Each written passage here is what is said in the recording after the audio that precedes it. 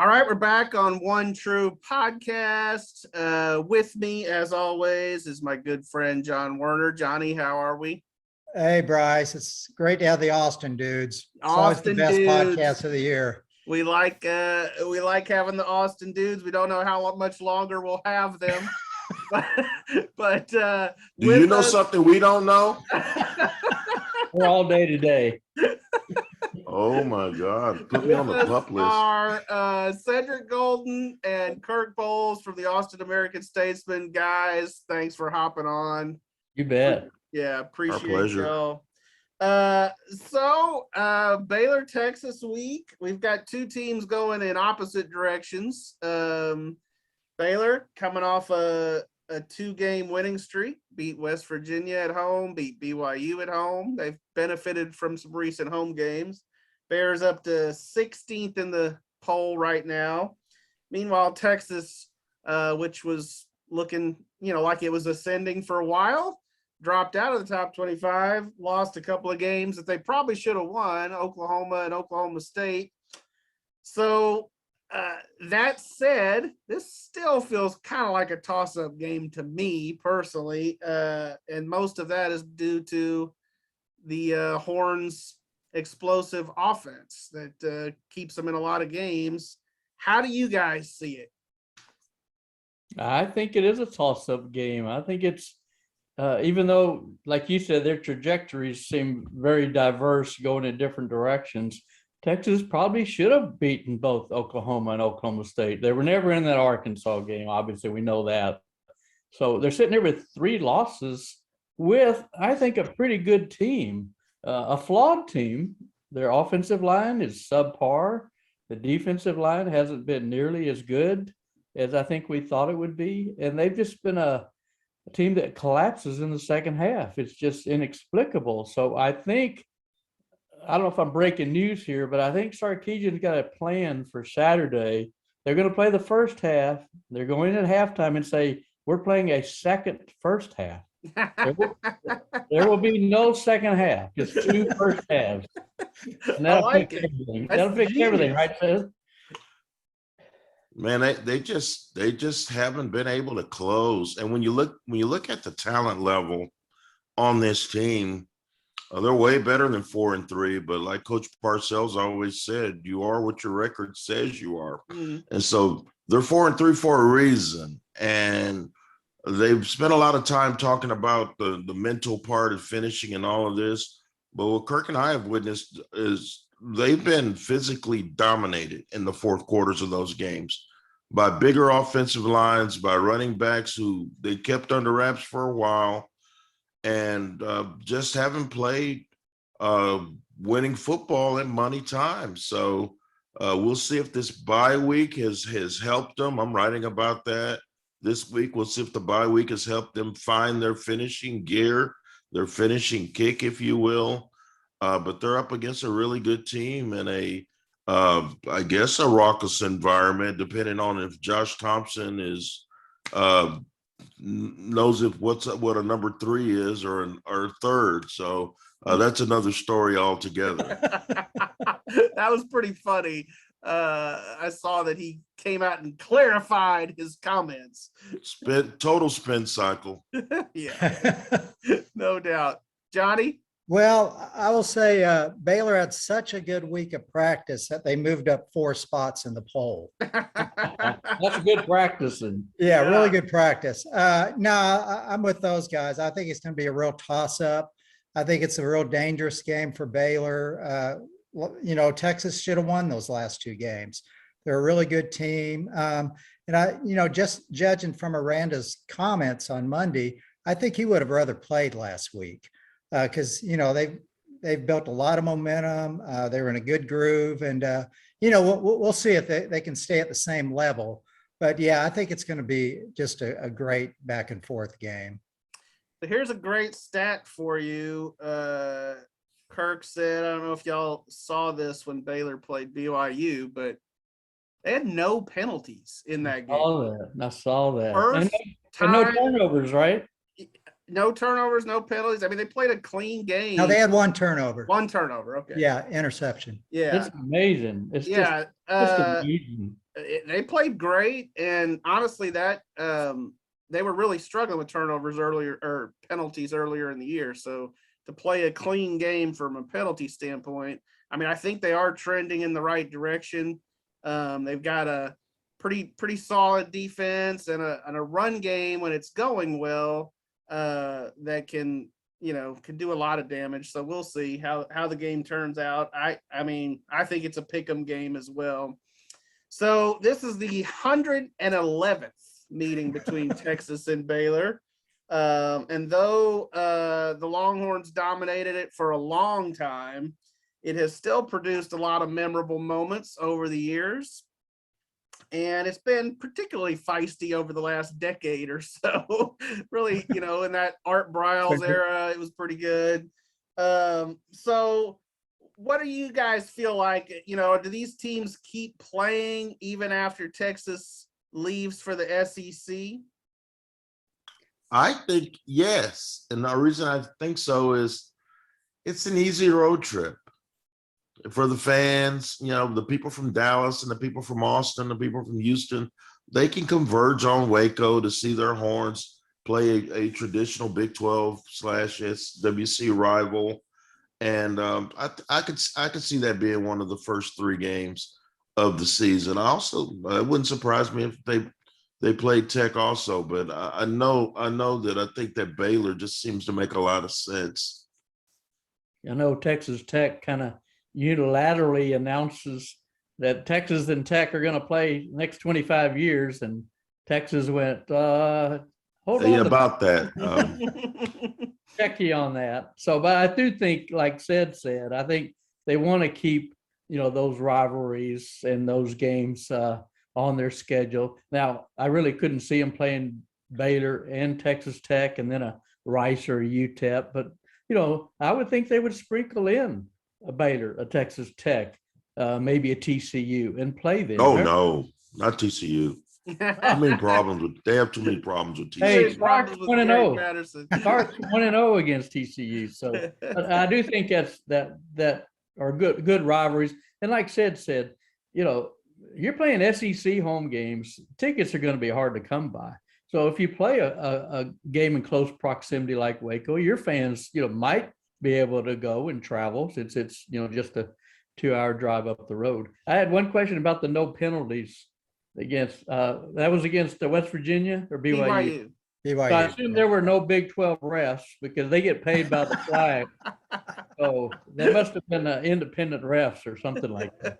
Probably a good guess. I got blasted by a reader for calling that a garbage call. Me too. And he sent the rule to me, and it's in the rule. I go, it said if he alters his stride, he slowed down into just a pre-celebration mode. He didn't even swivel his hips. Sticky tack. Those guys, that crew should be sacked. That is, man, their livelihoods on the line here.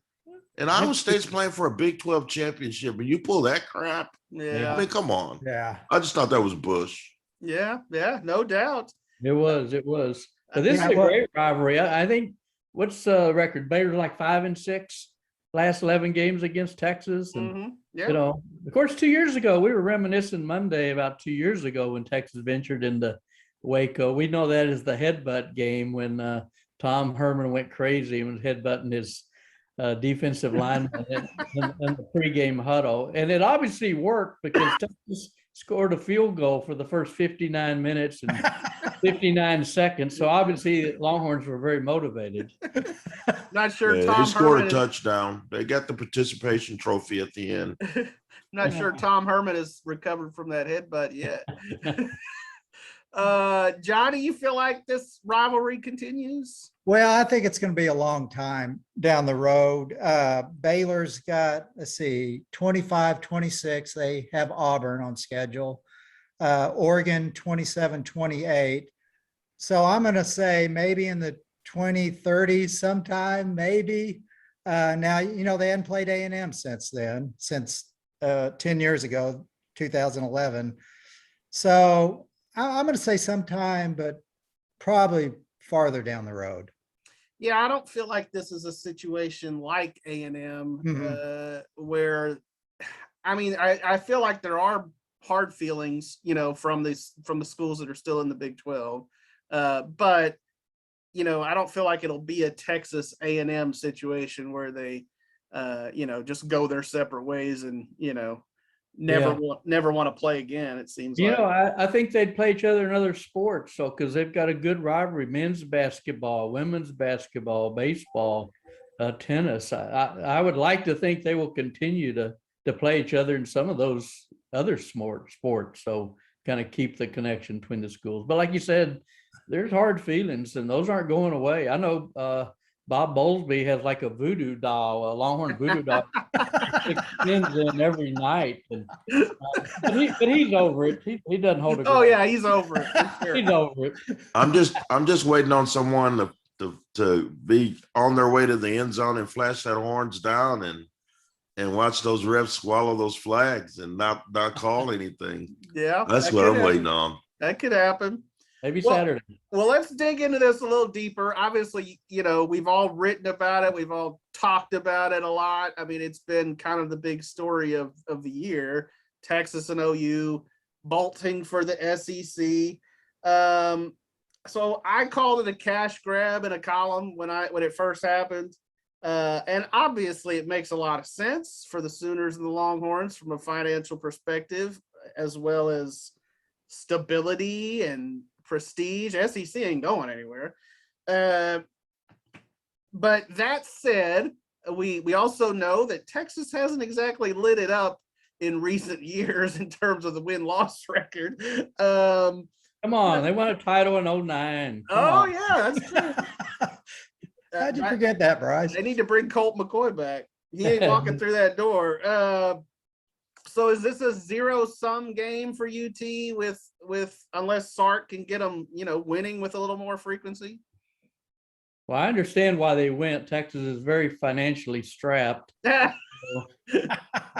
they clearly need the money. So, I think a huge part of it is that Texas and Oklahoma both felt they carried the league. They carried the banner, at least in brand name and reputation. I think that was part of it. And just season ticket sales, I think, figured into it too. And I think Oklahoma's felt the same way. Well, we got Kansas coming in. Well, who you got next week? Well, West Virginia. It doesn't excite or electrify the fan base as A&M is found when you've got an Alabama coming in. And then next week you got Florida.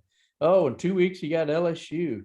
So it's about money. It's like you said, Brice, it's about stability. It's about exposure. It's like wanting to rub shoulders with the big crowd. They are the Joneses, remember? And even though they're not playing like the Joneses, off the field, they think they're the Joneses. So I hate it for all the relationships that we have in the Big 12 and with sports writers like you guys. And that's probably what I'll miss as much as anything. But you're still going to be here? You're not retiring? You never know. I said at the outset, we're day to day. I think Brice wants to retire, both of us said. Pick a number. So get Sam, in line on that one. I think it's I think it's not hypocritical, but kind of sad that they say they want to go compete at a higher level. Not even winning here in football, Texas. So you think you're gonna go win over there now? You're not. Right. Not for a while. So that's a money grab. That's about dollars. It's not about any kind of grandiose winning, romantic winning thing. Oh yeah, we can't. We're leaving, and now we're going to go beat Georgia and Alabama. Yeah, and Aggie. We're going to beat them consistently. It just come on. They could have stayed here another 25 years. And sure, the super conferences were going to come try to poach. But if they wanted to, Texas and OU could have stayed. And if Texas really wants to win a big a national football championship, they would have stayed in the Big 12, because all you got to do is beat Oklahoma. You know you're going to be in the conference championship game. You're good enough to beat OU. You're usually going to be good enough to win the Big 12. So the fans know. They might be pseudo excited about moving over to the SEC, but they know that it's a much bigger minefield now, and the chances of them winning a national championship have been diminished severely. Yeah, I agree with you. In fact, I also feel like it doesn't make a lot of sense for OU either, just because obviously the Sooners have won. They've sort of dominated the Big 12 in recent years, and so you would think they'd go into the SEC and still be able to compete, and I do think they will. But at the same time, with this 12-team playoff coming, I think they could have stayed in the Big 12 and just rolled out of bed and been in the playoff every year. I mean, I agree. They're in it more often than not with a 4-team playoff. So Yeah, from the competitive standpoint, it doesn't make any sense at all. right. It really doesn't. I mean, OU's won 6 straight, and they're the only undefeated team in the Big 12 this year. So I don't know. Maybe Texas just dragged them along, and I don't know. It seems like a weird marriage.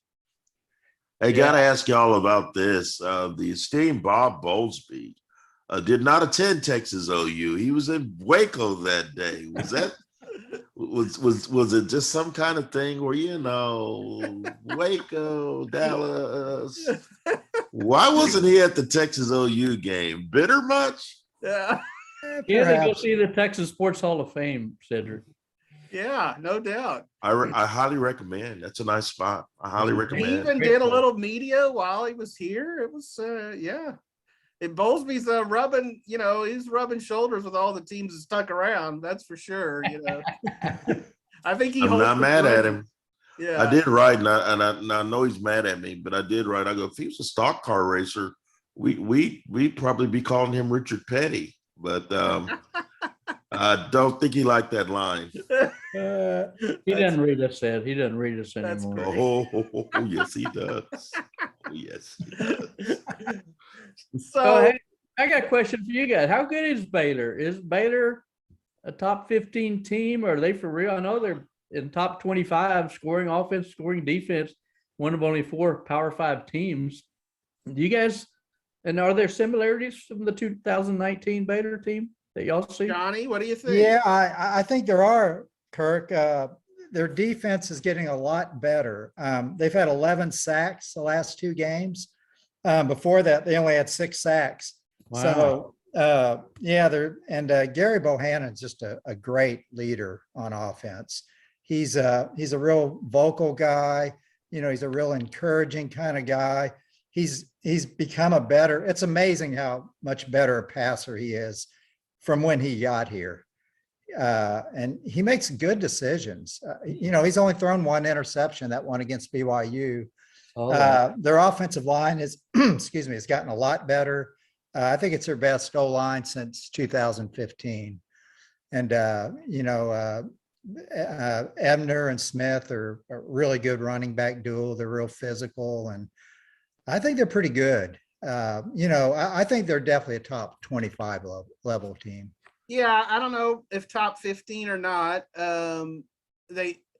It breaks this way every other year for Baylor in terms of the schedule. They've got OU at home, they got Texas at home. They had Iowa State here. So the schedule is favorable for Baylor, but you still have to go out and win games. Mm-hmm. And I do agree with John that they've gotten better, as the year has progressed. They had a weak non-conference schedule, and so we didn't really know who they were after non-conference. But to me, Johnny referenced it, but the biggest transformation is on the O-line, because even in 2019, when they made the Sugar Bowl, the O-line stunk. Charlie had at least 5 concussions.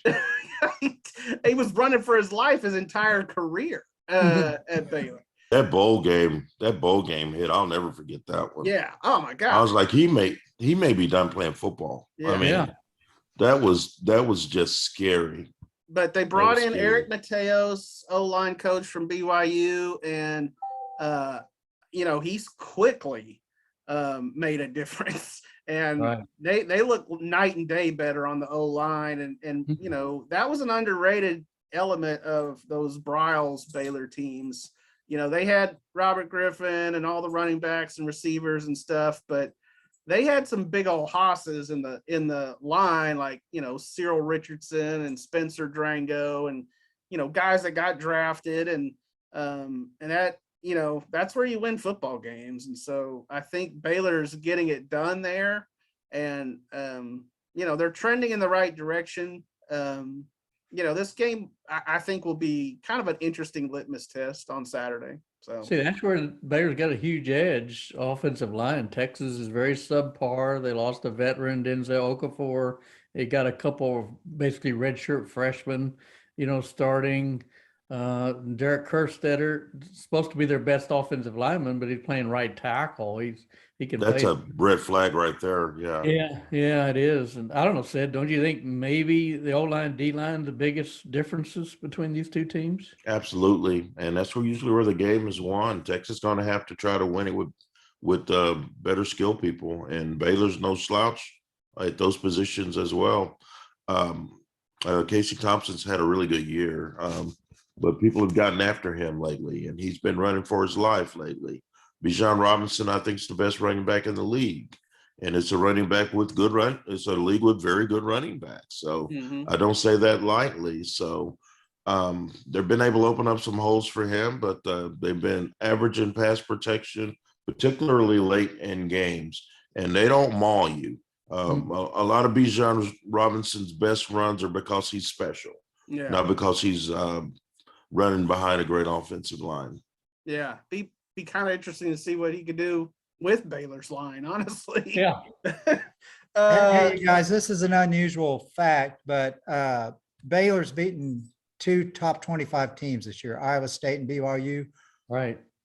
Rule did not have a win over a top 25 team. Really? I know. We had could to not like believe look it that. up. Yeah. Wow.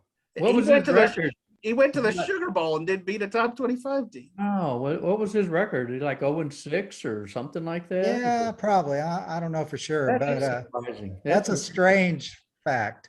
Yeah, it really is. Wow. Well, I think Dave Aranda's doing a hell of a job, and I still think Sarkisian, you know, is a good hire. I think he's just got a very flawed roster. It's going to take a couple of recruiting seasons to kind of, you know, fix what ails them. Casey Thompson, junior quarterback, he's got another year. Bijan's a sophomore tailback, he's got another year. But he's just got to beef up the two lines, I think, because I don't know. They just don't. I don't know if you'd agree with me, but they just don't have difference makers on either side of the ball, other than a Bijan Robinson and this freshman receiver, Xavier Worthy, who I think is a beast. He's a star. And DeMarvion Overshown, their linebacker, who's just a jackrabbit, runs sideline to sideline. But other than those three, I mean, do they have a difference maker? No, average lines. We really thought at the beginning of the year that the defensive line would carry the water for the defense. Their most experienced unit. They had some really experienced big guys coming back. They haven't affected the opposition like we thought that they would, and so the secondary has been very below average. Mm-hmm. You saw those big plays they gave up against OU, and so you know, it's a good team, but it's not a great team. I think Kirk, did we both pick him to go 8-4? I thought he went 9-3. I think I had 8-4 in one poll, 9-3 in another. Homer. Yeah. You really picked him to go. I had him at 8-4, and that doesn't feel right now. I mean, 7-5 seems more likely. You really think they're going to go to? You think they're going to go to Ames and Morgantown and win both of those games? They haven't accounted to themselves. They haven't won a game away from DKR yet, have they? Yeah, TCU. Just TCU. That's it. Yeah. So those Waco, Ames, and Morgantown. That's tough. That's a tough triple right there. I'm not picking them to sweep that series. No way. Yeah, the interesting thing is everybody's talking about finishing games and doing better in the fourth quarter, and the Texas coaches have stressed that. So it's like they keep saying, well, it's mental. It's mental. We're not in our right gaps. And I don't know. I think Sid and I go, it looks like a lot physical too. Looks like you're getting whipped, and I think that's kind of, I don't know if that's coddling or what, but it's like you're getting your ass whipped in the second half. So maybe conditioning is a factor, I mean, who really knows? But if you play tired, you're not nearly as good. So, and they don't seem to have a lot of depth. They don't have a lot of backups that, they're playing 20 guys on defense, that sort of thing. So, Right. but it's all mental. It's all mental. Well, so I'm gonna jump ahead a little bit. So with us being sports writers, we always like to talk about food. And that's kind of how we always close here on our podcast. I don't know what y'all do down there in Austin, but yeah, it sounds like bring it. Bring on that food talk. I haven't eaten today. I'm dying. You just got up, Seth. Oh, I know. But Give I'm him always time. between meals, John. Give him Okay. time. So with Texas leaving the SEC, I presume we're going to see a little less of you guys. That's kind of sad for us. But what Big 12 food city stop restaurant, will you guys kind of miss the most? And what are you looking forward to in the SEC? Me personally, the catfish at George's is really good, Oh, okay. and the chicken fried steak. But Very I've been on the catfish the last couple of times I've been, and of course the corn dogs in Dallas won't change because OU's going. So I've only been to West Virginia a couple of times, and we stay in Pittsburgh. I won't know part of Morgantown, so I think that would probably be it. Waco, the catfish at George's. Yeah, West Virginia, like Sid said, we stay in Pittsburgh, eat at Mike Ditka's restaurant on Friday night. But yeah, I've always got a soft spot in my heart for the 50-yard line in Lubbock, and it's not. Remember how they used to do that up for us? Oh my God. Yeah. Oh, the press Man, tour. that was so classy. They would take us out for steak. Yeah. What happened to that? I think we ate too much. It hurt their budgets. I mean, now they're firing coaches in mid-season. So I think we blew the budget. But you remember I think those Matt blueberry Wells muffins? just I think he's picking up a shift at the 50-yard line this weekend. I love those cheese muffins. And Yeah, those little Oh, muffins. that was Oh my God. fantastic. Woo! They were good. Man, that's a class operation. Yeah. Classy. Yeah. Classy. No It's funny. I don't know if you guys been to many SEC outposts, but I went to a good friend of mine, Larry Carlson, and I went to see my son when he lived in Atlanta. We stopped at barbecue in Tuscaloosa, a place called Dreamland. I don't know if it's supposed to be really famous and everything. Mhm. It was okay. It was good, but I don't know, we're so Alabama spoiled. barbecue. I I'm know. all over that. Yeah, We're whatever. so spoiled in Texas. So Yeah, we are. We live in Texas, sir. Yeah. Yeah, We live in Texas. We got some good food in Texas. And so you'll be back in College Station occasionally. They got a great burger place there. I don't know if you've ever been to Copy Bridge. no. Copy Bridge is amazing burger. So Okay. that's a great spot in College Station. Didn't I just drink beer at the Dixie Chicken? So I don't know, dog. I don't know about the Dixie chicken for a brother. Yeah. A little bit too much Dixie. They He had me prefers a the chicken, chicken. but then when they More put chicken. that Dixie in front, yeah. No.